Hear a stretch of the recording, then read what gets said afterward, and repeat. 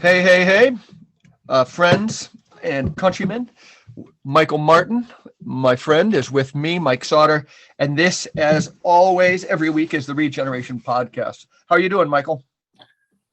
Oh, it's cold. It's cold. Literally, how cold? Yeah. As I predicted, remember we talked a few shows ago about the barn swallows leaving. Tell me. Yeah. And they left about a month ago. And I pointed out that one time they left really early, like in the middle of August. And that year we had a hard frost on September 19th, which is kind of unheard of where I live. Mm-hmm. And so they left, I don't know, end of August, beginning of September. And I predicted that it would probably get cold toward Michaelmas. And here we are 6 days from Michaelmas. And we had frost today. Did you have frost? We did. It was just a little bit. It was just on top of the vehicles. I didn't see any on the grass, or it didn't kill any plants. But it was a little touch, and it got done. It was, well, I think when I looked, it was 37 degrees out. So, well, I don't think it. And 2 days ago it was 84. It's going back up for you. It's going to go to 64, I think, today. Oh, I thought you said it was going to 84. No, it was 84 2 days ago. God, right. Yeah. We could go.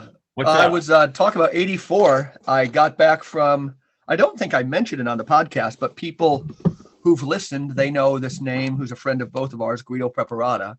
So I've been in Italy for 6 days at a conference he organized. It was on Lake Bolsena, this conference. It was a festival of money, and you had all these kind of big names. I'm going to mention Richard Werner, Werner. You could Google him on anything banking. He's genius. Carlos Mancuso founded his own currency on Sardinia called the Sardex, which is it's alive. But it was all these kind of anarchist, retrograde economics professors and thinkers. Well, many didn't have PhDs, and we were gathering, and we had less in common, Michael, than we thought. So Guido, a friend we'll have on the show sometime, Diane Vincennes, who's a big Steiner kind of social threefolding person.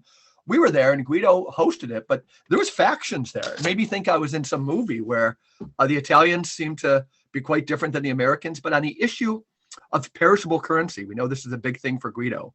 And you and I both agree it's maybe the greatest idea that, money should mirror those things it represents, like a bag of goods, and should perish. That was an idea that was rejected strongly by a lot of the other people there. They just couldn't see the reason for it. So we'll have Guido on again and we'll talk about this thing, but it was a mad dash trip. I haven't been to Europe in a while. And then I had, the last time I was there taking trains to like small bitty towns, you could talk with live people. Now it's all machines. And then I had to talk with one live person, and that took me 45 minutes in the Rome station. And then I had some travel nightmares like everybody does, but I'm alive and here to tell the tale. Yeah, I guess there was an election in Italy. Was it yesterday? Yeah, what came of that? Yeah, I didn't even see the newspaper. Well, let's put it this way: the globalists got a smackdown. Okay. And even the World Economic Forum, speaking of money, the World Economic Forum was warning Italy about voting for the wrong people, but they apparently voted for the wrong people. Good. Yeah, I think that's going to be in every case. One thing, everybody there, Michael, at this conference, just so you know, like I didn't get tested for anything going in, but I was on a nice train, and they said, unless you're with an N94 mask, you could be prosecuted. I didn't have a mask with me. I just didn't know. But two things. One, everybody knew that Italy had just been being run by an administrator, Mario Draghi. Nobody at my conference had anything good to say about him or that. Yeah. And the other one is that they all felt that something bad was going to come down in October. So these economists, they all do believe, the phrase, CBDCs, central bank issued digital currencies, right? Yeah. All these people, and I think they're right, they say it's going in that direction. And I don't know. And the social credit idea is not in China alone. All these Italians seeing it's coming to their country. I don't know if you caught it, but I don't know if it's, I think it's in this country too, but PayPal has been shutting down people whose views they don't like. Right. In organizations,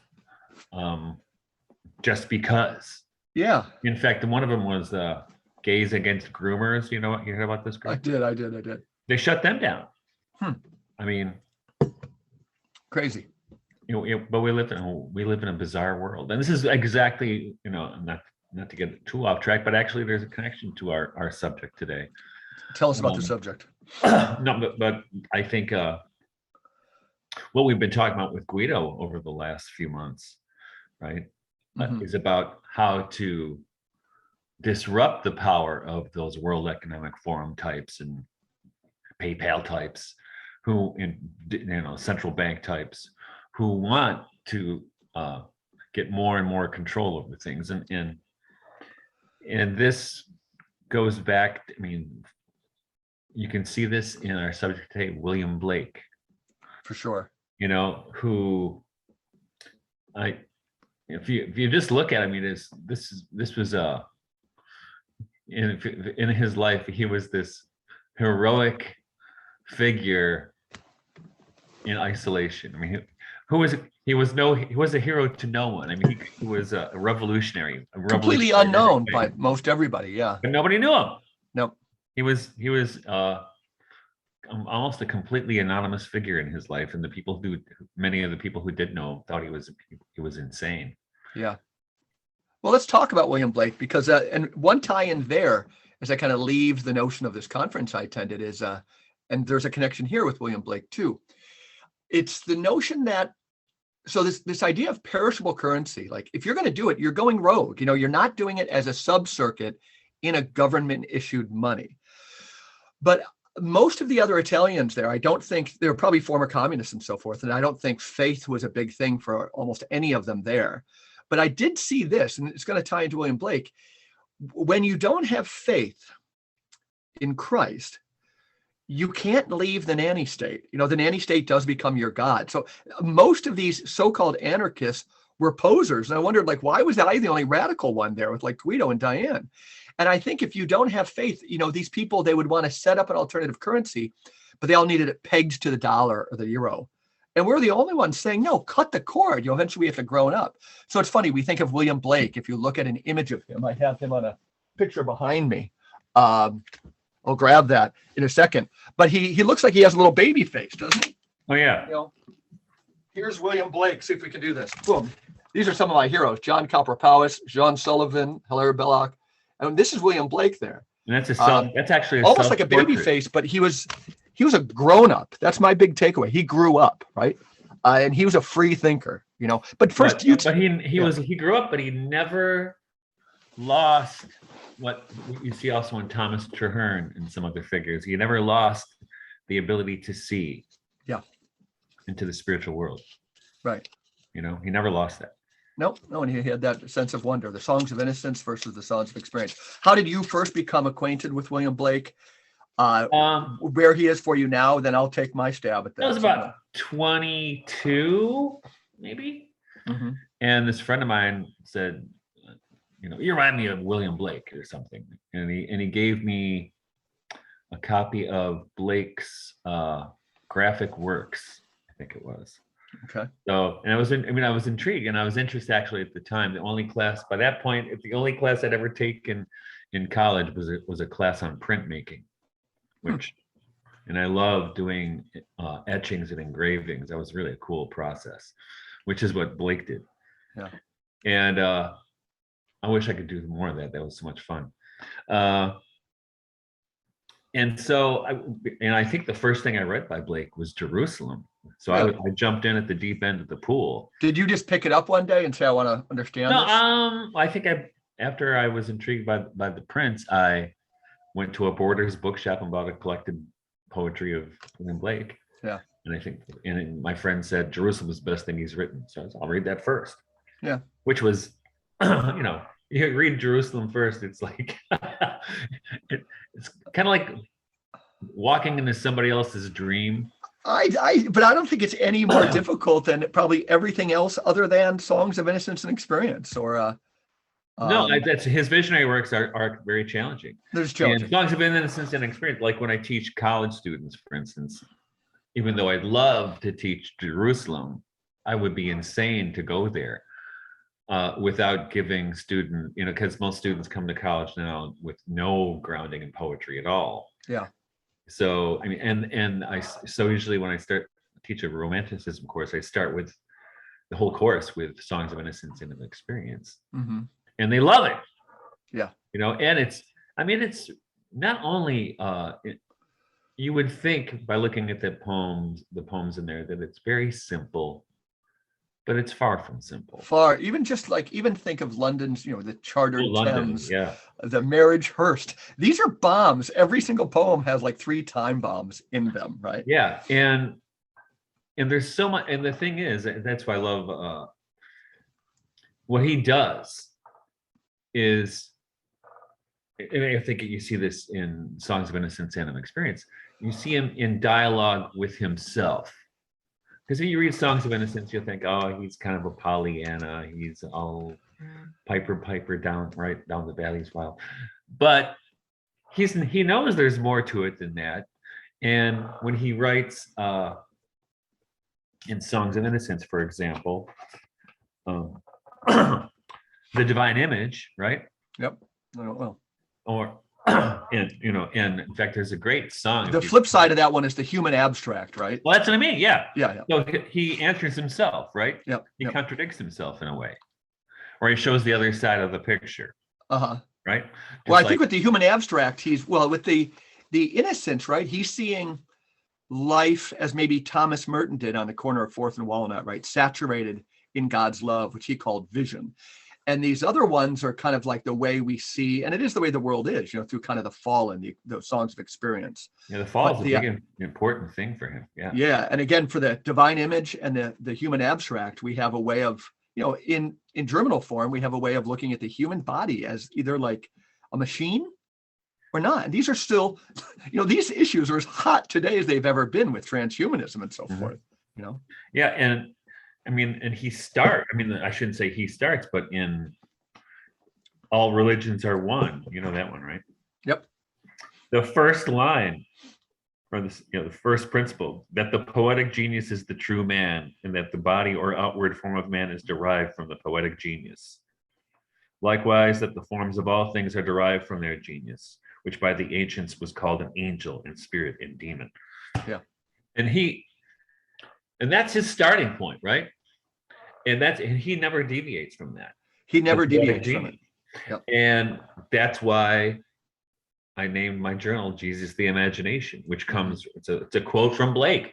Yeah. Right. A little bit filtered through Kathleen Rain, but it's a quote of it's an allusion to Blake, because for Blake, Jesus, or the imagination, or Jesus is the imagination, because it's what transforms all things. Right. And this is real tricky stuff, right? We'll stay with it. And let me insert here kind of a programmatic announcement. The reason we said we'd talk about William Blake today and this kind of just getting some of the pieces together is that next week we have a guest, Mark Vernon, who's I encourage people to look at his YouTubes on Dante, and he wrote a book using Barfield called The Secret History of Christianity. Excellent. And Mark Vernon is a scholar in London, and he's really great on William Blake. So I invited him on next week to talk. But the notion, and we haven't talked about him too, Michael, but the notion of, again, vision, he very hard to parse out. You take a William Wordsworth, who, in the sense of Rousseau, virginal nature, right? And that makes so much sense to us. We want to return to nature like we want to return to the womb, and then Blake says, no. And then he gave us this line, nature red in tooth and claw. Let me mention my friend Guido Preparata again at the conference. And let's connect it to the Catholic Church. At the conference, he was saying, he does a lot with entomology. And he was talking about these ants he described to us. But he said, you can go to parts of nature, and he goes, it's evil, and these ants that give this propaganda pheromone to a whole other colony of ants and turn them into gender-free slaves. Yeah. And that he would say he would walk the halls of the Gregorian, and he would try to get the best theologians over there to kind of deal with this stuff. And he said they have no way to appropriate it. So William Wordsworth, this whole school, and this is more your area of expertise, but William Blake reminds to an outsider two things. One is, no, we have to raise nature up, like Paul said, through our vision, acquiring this vision. But his relationship with nature is very different than the other romantics, wouldn't you say? Yes, because he's more of a Platonist, you could say, right? Mm-hmm. Because for him, the real reality is the imaginative reality. Yeah. It's not in each one of the romantics, I think they have a different relationship to nature. And I think Shelley might be the closest one to Blake. Okay. Nature is a cipher of more imaginative realities. But so, and and the other thing is, Blake's a city boy. Blake grew up in Lambeth in London, and he's on the outskirts of London, so they still had fields and rivers and things, but he saw the Industrial Revolution, the real effects of it, which is why he wrote London, and a lot of the poetry that he wrote is his critiques of the social order and of the church and of the state. But on the other hand, his one of his earliest visions, and this, he was walking in a field near his home, and he saw a tree as a little boy, and saw a tree filled with angels. Yeah. And there's a film somebody's trying to make. You mentioned this something, yeah, a new project called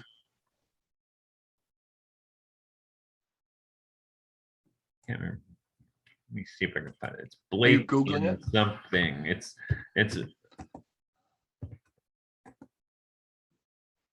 I can't remember what it's called. I subscribed to them on YouTube, but I don't see them right now. Huh.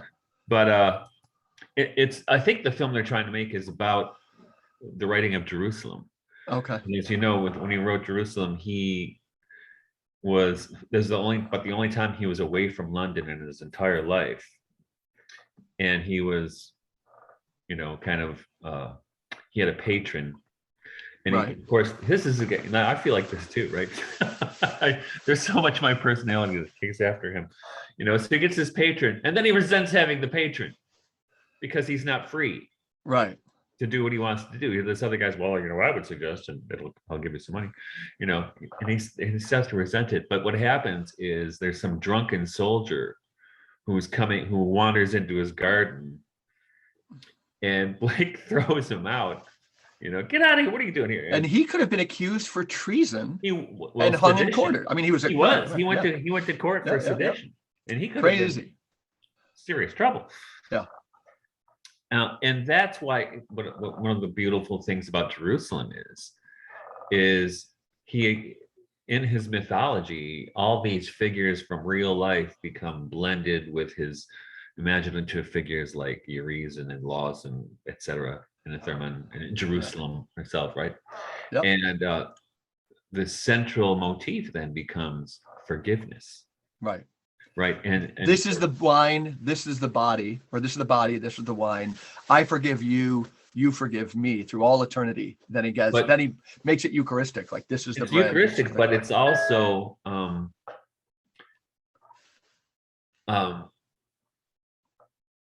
it's the primary imaginative act. Yeah. Is forgiveness.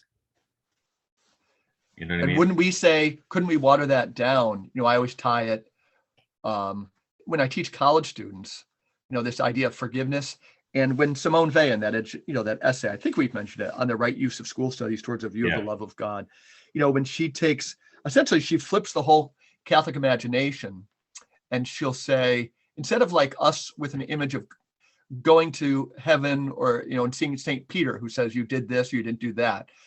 Simone Weil said, like, when we get to heaven, and this is part of the Grail quest, what if we had to ask the right question?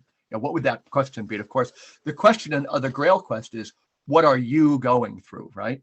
And I've always, in my work, I've watered that down. When we want to get it, because the imagination, we say, you have to live in the imagination. the fundamental act of the imagination is putting yourself in another person's place. This is the most liberating thing. When we fall in love, and when it's not obsession and things, we're released from the bondage of self, and somebody else's reality becomes as real to us as it is to themselves. And we Right. have these breakthroughs. Thomas Merton, again, when he had his famous vision, he said he saw all of them shining like the sun, right? But William Blake, so Thomas Merton has this vision, and it's like he saw a whole group of people where they could have easily been reduced to consumers. Seems to me, there's nothing that waters us down and takes away our individuality and our personhood more than just becoming mindless consumers. But here's Merton, in the center of a shopping district. And for him, the imaginative vision came, and he saw all of them as if they were the center of the universe, that he was romantically in love with each one of them individually. Do you think that William Blake just kind of sustained this vision? You're more of a poet. Like, how do we get our listeners, what's going on there?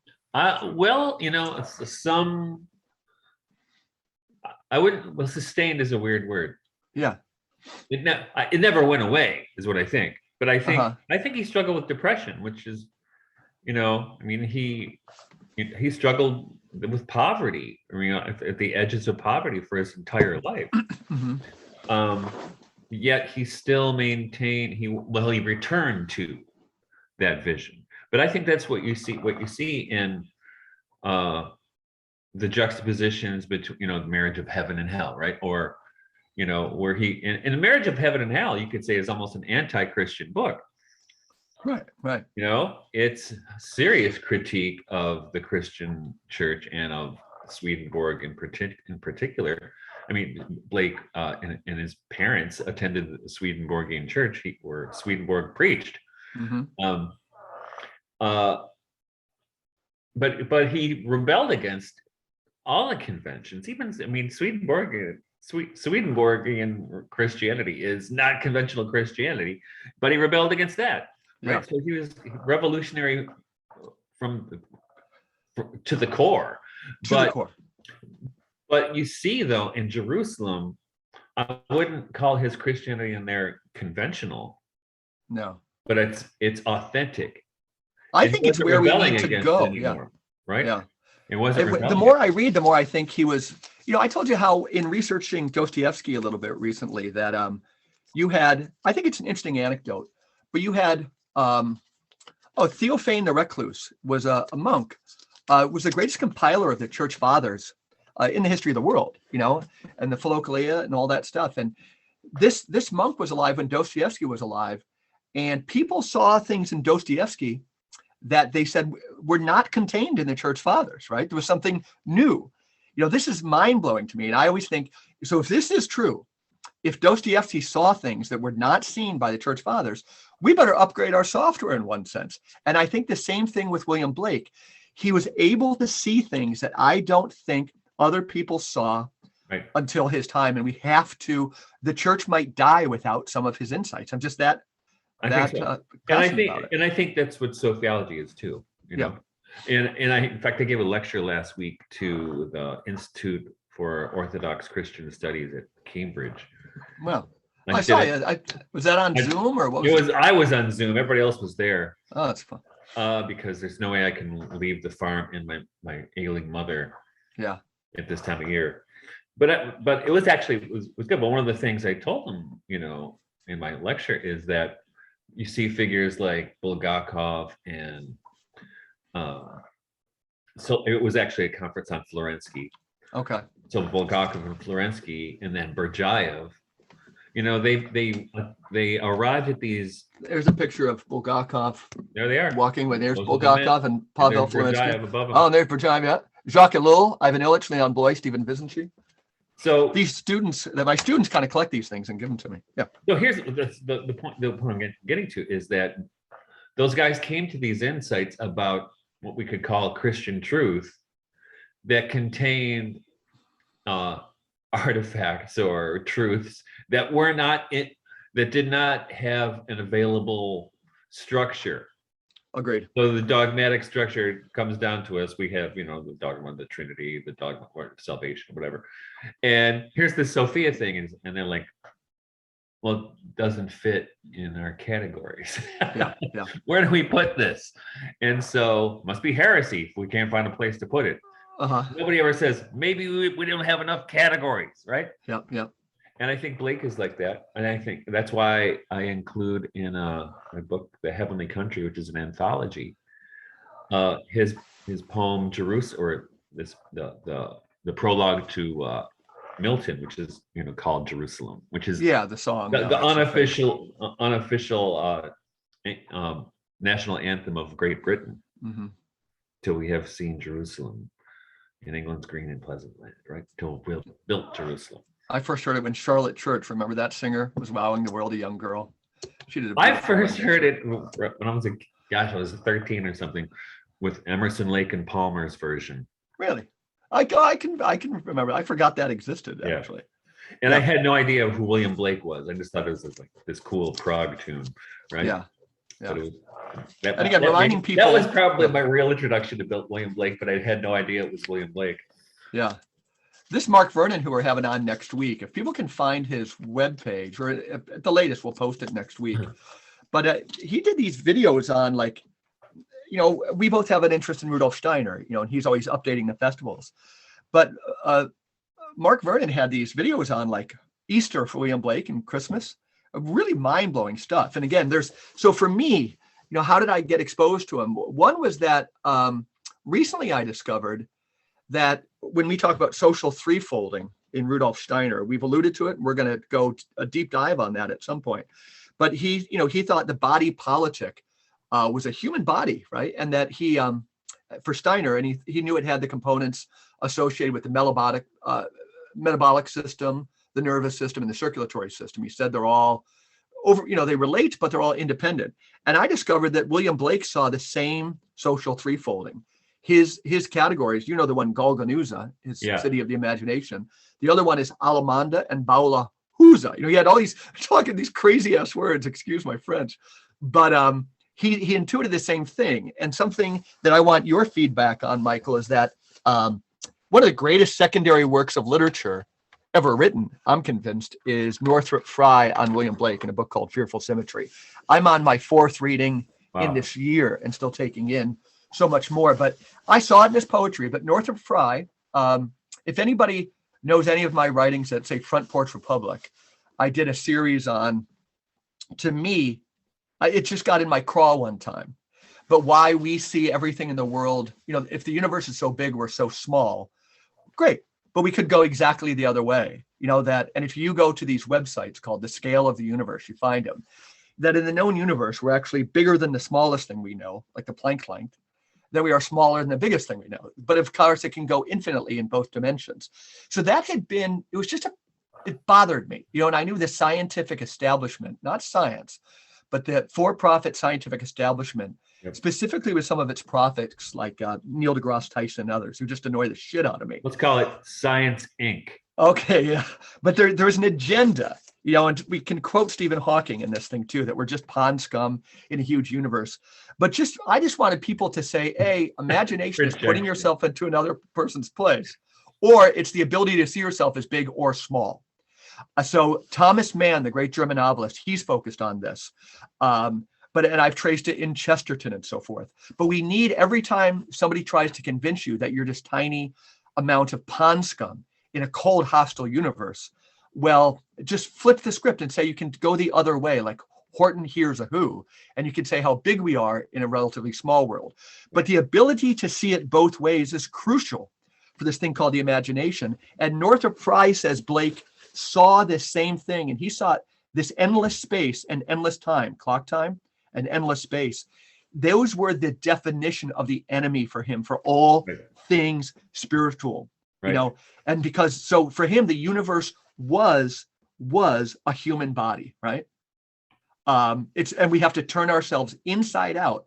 Metanoia is turning ourselves inside out, and we would see the whole universe as a human body, and this is central to him. And for me, I'm easing my way into this. It's a worldview that I hope everybody takes the plunge, but it starts to make more and more sense, right? But he saw this grid type of space as the most deadening thing to the human imagination. So if you're a scientist and you're not practicing seeing ourselves as big every time somebody convinces you we're small, and at least balancing that, you're never going to have the imagination. You're going to be a lousy father and mother, all those things, because Blake saw that this was systematically ruining our minds. And another author I hope to have on here sometime, his name is Roderick Tweedy. He wrote a brilliant book on Blake that Ian McGilchrist said was the best book on Blake written in the last 80 years. But it's called William Blake in the Left Hemisphere, that this creature called Urizen. This is the left brain, that technocratic way of thinking gone rogue. And Blake saw it all with precision and clarity. Tell me about this universe as a human body. How do you read that as a poet yourself? It's the body of Christ. It's a very traditional understanding of things. Oh, great. Yep. You know, it's the anima mundi, right? Uh-huh. The soul of the world, and it's very, congruent with the idea of the microcosm and the macrocosm. Right. Alive, right? Yep. And all things are alive. And I see his condemnation of Bacon, Newton, and Locke. They're the three antichrists. Right. The unholy trinity is super important, and that also puts him in. He frames him as an ally of Goethe. Yeah. Can you imagine those two guys having a conversation? That'd be great. But again, two of the most important thinkers in the last 500 years. Absolutely. And I think, and both were poets, right? Yeah. And both are poets, and I think probably the most original scientific and religious thinkers of almost anybody. Yeah. And because if you look at, so they both, so you could say, so in Faust Part 2, at the end where Faust is damned, he's screwed up. And according to the rule book, right, the dogmatic rule book, he should go to hell, and he deserves to go to hell. But what happens at the end of Faust Part 2 is Gretchen, this girl he ruins in the first part of Faust, prays for his salvation from purgatory or from heaven, wherever she is. She's in heaven. And then the Virgin, the Mater Dolorosa comes, the Mother of Sorrows. He calls her the Mater Gloriosa, the glorious mother. It's Sophia, right? Yep. And they save him from hell. And I'm sure David Bentley Hart loves that part because it's universalism writ large. And Blake is right there with him, right? Because Gretchen forgives him. It was what contributes to his salvation, right? And so Blake in Jerusalem, right? And Jerusalem is the emanation of the giant Albion. Jerusalem in the poem or the epic is, and this great idea he has of these emanations. So Albion is England, who's fallen asleep, and because he's deluded. What happens in Blake, and I think this is brilliant in psychology. When a figure is deluded, there's a separation, and you can almost feel it when you're reading through the poems, right, where it tears out of the body. So it goes from this. It's almost, and this is an idea he got, I'm certain, from Jakob Burma in his writings about the separation of Adam and Eve, when Eve is taken out by the rib, right? So it's the emanation. So this is why the Jungians love Blake so much, because that's the thing right there, right? Is we have to become integrated again. And I think that you see in Jerusalem a very similar thing to what goes on in Faust Part 2, where the task is to awaken and reintegrate. And the key to that in Jerusalem is forgiveness. And if it's also forgiveness of the self, right? Right. So, and forgiveness is not, I got into an argument on Facebook with a friend of mine the other day. Because I posted something. There was this nurse who was in tears testifying because she was seeing all these kids come into the hospital with myocarditis and was wondering why the hospital was not reporting it to VAERS. And she got fired because she questioned it, right? Wow. And I said, a lot of people need to be ashamed because of this. And my friend's like, you're a Christian, you should just forgive. No, that's not how it works. Right. Right? When Christ said, Father, forgive them, it's because they were doing to him. Yep. I don't forgive people on behalf of other people. Amen. I don't, this is not like, oh, my bad. I think we'll all learn from this. Too bad you're crippled, right? Really, I'm going to go off and screw somebody else over. That's not what forgiveness is. And that's what Blake, he's arguing in Jerusalem, is that it's you have to be injured in order to forgive. Right. And that's why it's the ultimate Christian and ultimate imaginative act. Don't you think Blake, Chesterton said this, Chesterton came after Blake, wrote a book on Blake, and wondered about his madness. I had to read Chesterton on Blake because Chesterton struck me as maybe the sanest person. But the point about it is, Chesterton said tolerance is the mask of forgiveness, right? Forgiveness is the real hardy one. Tolerance is just kind of like mealy mouth. It's kind of gray. And what would Blake our culture's favorite words, right?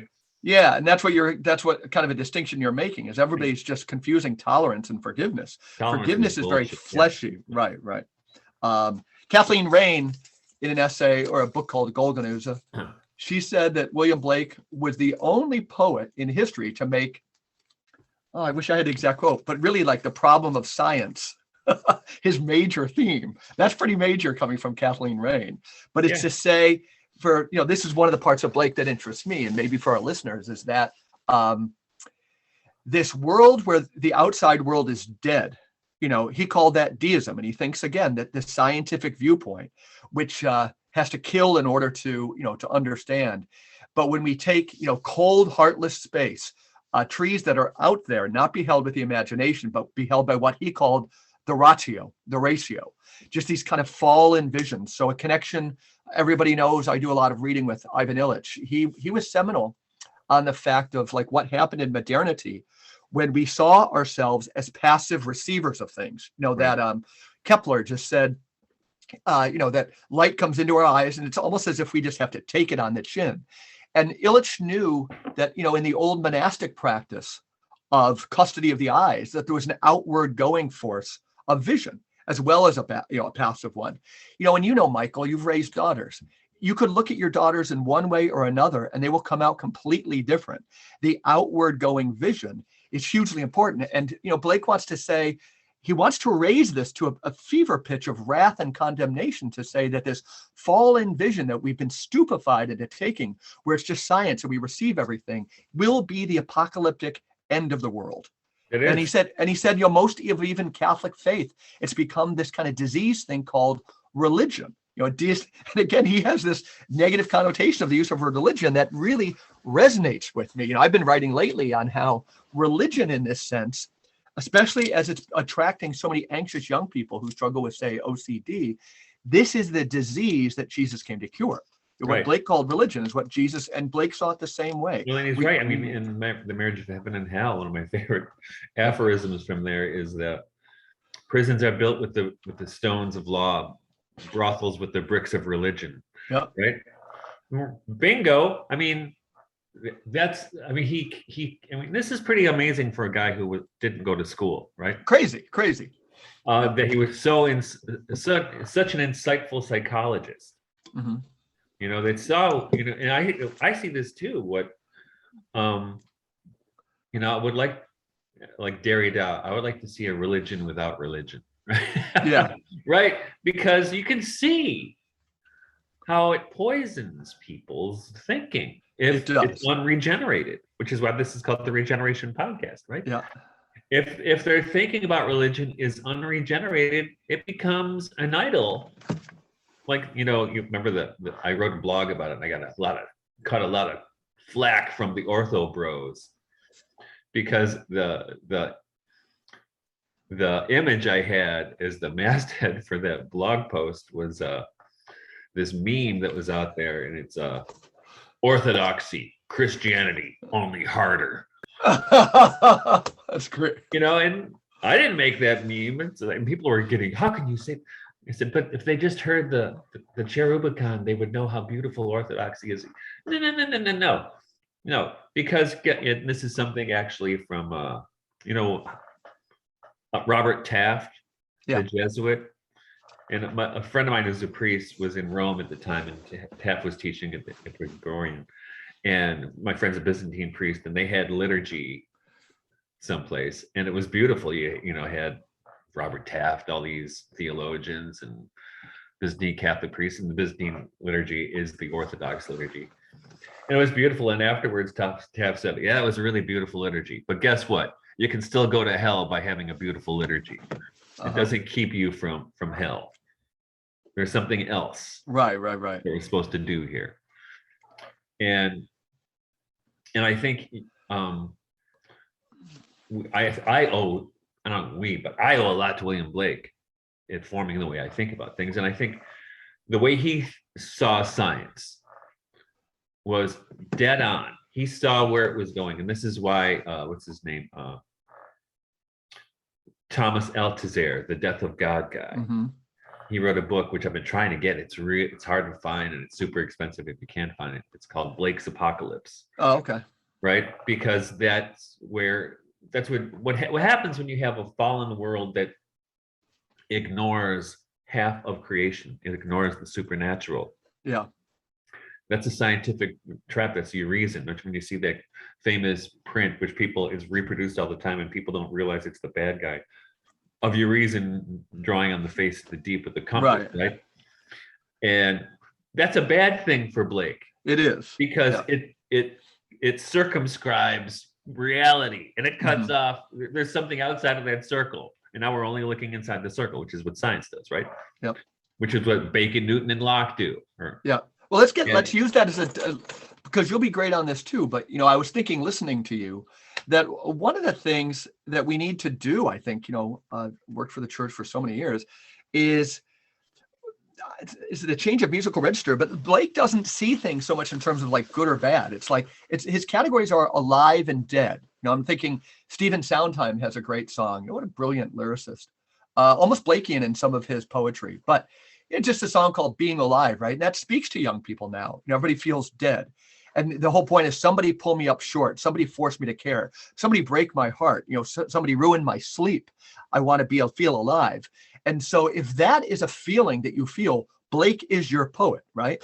And so this thing called religion, unless it can make us more alive, and the most alive is the person who is firing on all cylinders. I tell people in my classes that, my hero, John Cowper Powys, wrote a chapter called The Illusion of Dead Matter in a book called The Complex Vision. And it's a seminal chapter, but he made it, Powys, who was a poetic genius himself and a person of deep vision, it came together when I was reading that like a depressed person, and I've probably said this before here, but these French depressed poets, they'll say things like the walls mock me.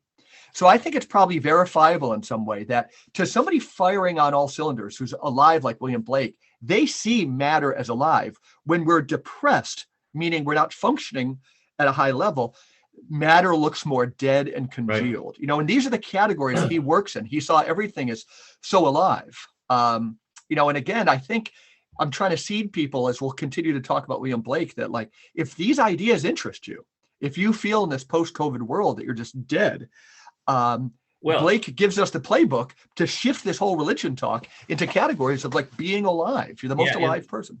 And this is, I'm probably, this seed was planted by William Blake when I was 23, but what in my scholarly work and all my other books, there's this theme of the critique of science, which stems right from this, because my doctorate is in 17th century English literature, and those guys were in the midst of the scientific revolution, and the figures that I'm really interested in are those who were resisting, like Henry and Thomas Vaughan, the metaphysical poet, and his alchemist, Anglican priest twin brother, or Robert Flood, whom I wrote about in The Submerged Reality, who was a scientist and a Paracelsian, was resisting the scientific revolution, and what they were resisting was that the scientific revolution was restricting reality to only the material, right? and that was and Blake was railing against the same thing, and so was Goethe. Right. So, and then later, after both of those figures, you get to Rudolf Steiner. That's Rudolf Steiner's whole rap. Yep. And Steiner thought, well, we have to go through this materialism to get to the light, but maybe we won't. Right. And I think what we've seen in the last couple of years with COVID hysteria is the apotheosis of that scientism. Science is the new faith. Well, right? Let's hold that word. Go ahead, science. Government's the new God, and science is the articles of faith, right? And we know it's BS, right? Because we've seen it. It's been exposed now. And maybe not everybody is willing to admit that. It's like telling, it's like trying to admit there's no God. Well, your God's not a God. Your God is science. It's not even a thing, right? So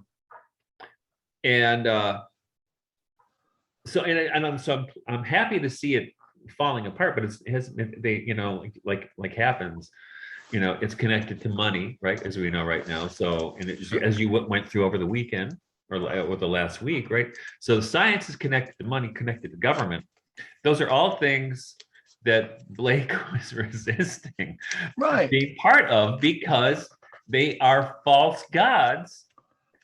And even for him, religion could be a false god. Absolutely. Because it doesn't, it serves up a set of prescriptions or dogmas that, as we saw in that quote I used from The Marriage of Heaven and Hell, that can turn into poisons. Like brothels are built with the bricks of religion. You know what he's talking about. Yeah. Right.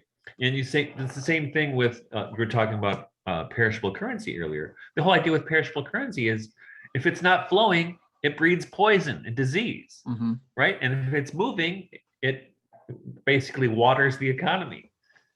But if it doesn't water the economy, it collects in one spot and becomes fetid and corrupted and filled with monsters. Yeah. And it's true. It's absolutely true.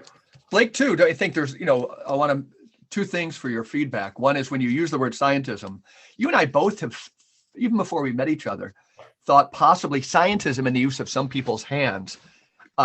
We get what they're saying, but it still gives away too much. You have even quoted like Bishop Barron as, they're so, again, big science is everybody's God. So even so much of the language of scientism is the problem, not science. I think you and I both think that the people who use that are still selling the farm. Well, right? Remember a few years ago, I remember, Al Cresta. Yeah, he came on retreat at the Abbey one time. Well, I remember him, and because he lives not far from here. Yeah. And so you get his radio station here, and I happened to hear him interviewing Francis Collins. Oh, the NIH guy or something? Yes. Yeah. And they were parading him out, because he's a Christian. He's a committed Christian. And they would parade him out, and I'm listening to his rap, and I said, this guy's no committed Christian. Who are you kidding me? This guy's religion is science. And of course, as we saw over the last couple of years, he's one of the main architects of shutting down the opposition. Yep. And that's not very Christian. No. Of course. And a lot of people like that, but I couldn't buy it. They would wheel him out, and they'd wheel out what's his name? The guy at the Vatican Observatory. They wheel all these people out, and they even, why don't you just tell me Thomas Malthus was a priest? Okay. Yeah. Come on. Big deal. I agree. Big deal. Yeah.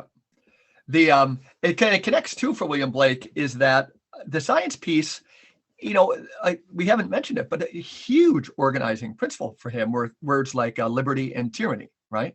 Right. You couldn't separate religion from liberty for him, and you couldn't separate false religion. Yes, and so he knows too. He could see that there's only two questions that really interest me in the world that kind of get me off in religious thinking and probably the rest. But the religious one, is why is there something rather than nothing? Blake had that wonder.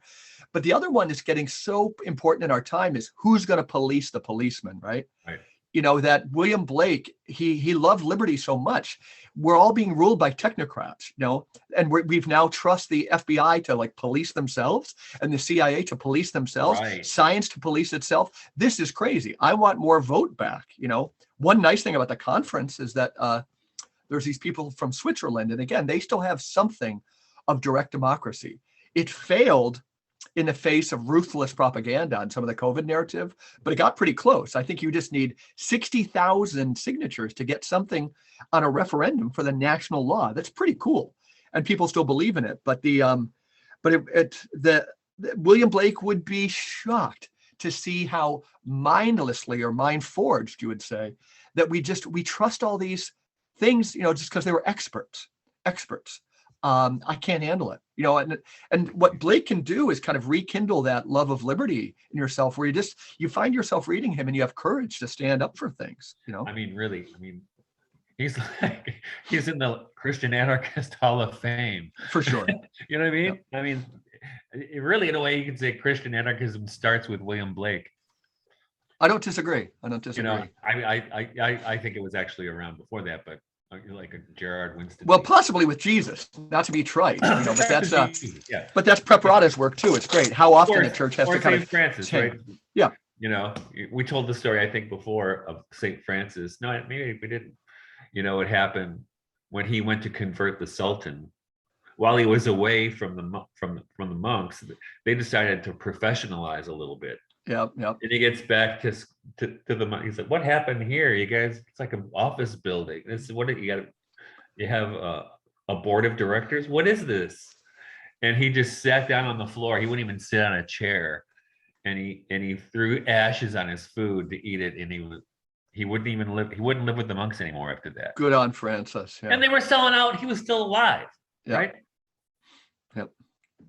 So these are all reasons to continue to tune in, right? So next week, I encourage people to look up this Mark Vernon, Vernon. Check out some of his YouTubes. He's interviewed a very gracious guy. I'm happy that we get to have him on. But you and I both hope, right, Michael, that that will punctuate. Blake will be weaving back in and out in major ways. So today was a little bit of a conversation, how we, first got connected with him. We're starting a deep dive next week. And I'm not saying it's a week of 5 in a row, certainly not that, but just like our friend Guido, bringing things back in, certain themes, and maybe going for a deeper dive. That work for you? Works for me. What's your weekend like? Well, it's Michaelmas weekend for us. Right. How many people? We have our big Michaelmas festival on Sunday. I saw the dragon's head. Looks good. That was actually my two boys. They were like, "This is kind of stupid." Then we made it. They're like, "This is awesome." Yeah. So we got a bunch of people coming to the farm on Sunday. What do you serve for the meal? Oh, what's a potluck? Cool. Because I never know who's going to come. No. But what's kind of cool is right now, it's the end of the season coming down. So some of the things are coming in that we haven't had. Like yesterday, Bonnie picked a bushel full of grapes, and she's going to make grape jelly from. And there's a lady up the road who gives away all these pears. So I made some pear wine that will become pear brandy when it's grown up. Pear, apples, and grapes are the only 3 fruits that just ferment naturally, right? I don't know. I think mulberries do too. Okay. Maybe others do. So I'm and I made some, check this out. So I made some mead. I'm in the process of making some mead. And it should be ready by the holidays. But I'm flavoring it. It's called a metheglin, is the technical term. Okay, I wouldn't know how to pronounce that when I see it written. But I'm flavoring it with juniper berries and spruce branches. Huh. So it should have a Christmassy vibe to it. Yeah. So it's that. In fact, today I had to wear 2 coats when I went to milk the cow. Yeah. So it's kind of a fun time that way, and the winter squash started coming in. Yeah. So it's kind of a different change. And it was interesting that, I don't know about there, but probably, where the first day of autumn felt like autumn. Yep. And the day before it still felt like summer. Yeah, but we're going to see some hot temperatures here, about 100%. And I want people to think, listeners too, that the culture's kind of dying in real time, but this notion that you're doing at Michaelmas, when I mentioned those other questions, like why is there something rather than nothing that interests me, but there's this notion too of how did, and this comes from Steiner, but how did those festival spirits develop, that we have a unique feeling associated with Christmas? We don't, sadly, in the States, have a unique feeling for Epiphany like they still maintain in Italy. Right. We have a unique feeling for Easter. And again, most of these have gotten corrupted. Yeah. But it's possible to have a unique feeling this time of year for a festival of courage that can, but the whole notion, we need to be open that there can be festivals for our grandkids that have all the same complex of feelings, but in a different musical register than Christmas. Yeah, but we need a colorful calendar, and we don't have it. And Michaelmas would be the first one. That was one of Rudolf Steiner's great contributions, I think, was not rethinking, but reinvigorating or reimagining the festival year. Yeah. And connecting it back to the cosmos. And it's hard to think that we have something we can do. We can make clock time drab that, William Blake hated. Again, saw it as evil. This endless clock time. So in religious circle, Chronos versus Kairos. But we need to reclaim the year. We need to put color in our years. Everybody's dying of boredom and depression. There's a movie Paul Newman made, or Robert Redford, called The Milagro Beanfield War. Have you ever seen that? I don't think I know it, but I haven't seen it. It's a really great movie, but I just remembered it when I saw it. I think I was studying theology, but it really caught, a colorful festivals in kind of pagan meets Catholic culture, the American Southwest. And that will be the salvation of the Christian church. It will be, and it's what people are hungry for. Nobody wouldn't want to have these things. And actually, I was thinking I'm going to figure out the way to phrase it, but that's what I'm thinking the next theme for Jesus the Imagination will be, something along those lines. The liturgical and actually, and because I want to connect it to I have to figure out the right way to put it, but not only those kinds of festival and folk customs, or even neo-pagan Christianity, which is kind of what I practice here, but also connecting these ideas we've been talking about with the economy, because I think about it is all those things are parts of an economy. Absolutely. A household of things. So watch out for my new announcement for a call for submissions for Jesus Imagination, which will probably be coming out in a couple of weeks. Awesome. Look forward to it. All right. So we will look forward to seeing everybody next week. Michael Martin and Mike Sauter signing off on the Regeneration Podcast. Take it easy. Bye. Take care.